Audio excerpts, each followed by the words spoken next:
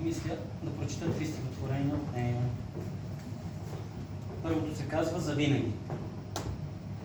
Нерядко там звездите светят и космосът студен е вмъкнат. Нерядко две сърца се сливат, а яркостта на слънцето помръква. За тези, които са избрани, рядко светлината е еднаква.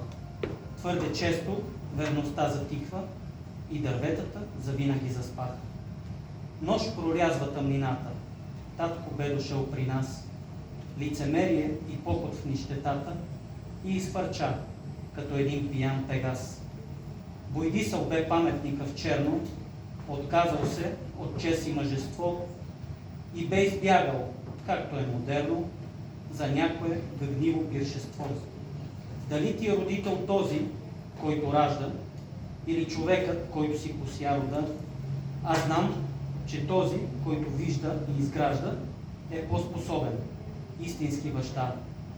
Далечен спомен, мама на небето, и не усещам вече любовта, мигове на щастие, което вече чуждо е, отива в пропаста. Но времето минава безвъзвратно, пораснахме ние, открихме света, а сърцата ни станаха тъй необятни и нищо не може да спре обичтата.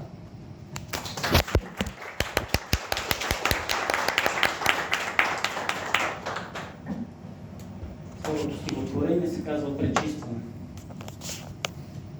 Времето спря да си почине, слънцето за малко не изгря, реката продължаваше да срича, дъгата потече, дъждът заваля. Времето умира постепенно, забравих хиляди неща, но две от тях ще помня непременно, едно от тях е обичта. Чувствам небето повече мое, отколкото къщата, в която живея, дълбоко заровано в спомена, другото е скрито вътре в мене. И последно,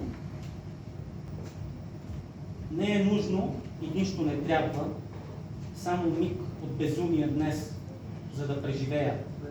Забранен подпис върху гърба на картина, сухи сълзи на незнан войник.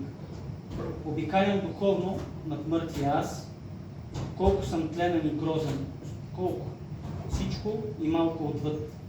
Не те съветвам да живееш, изяж времето, бъди забравен.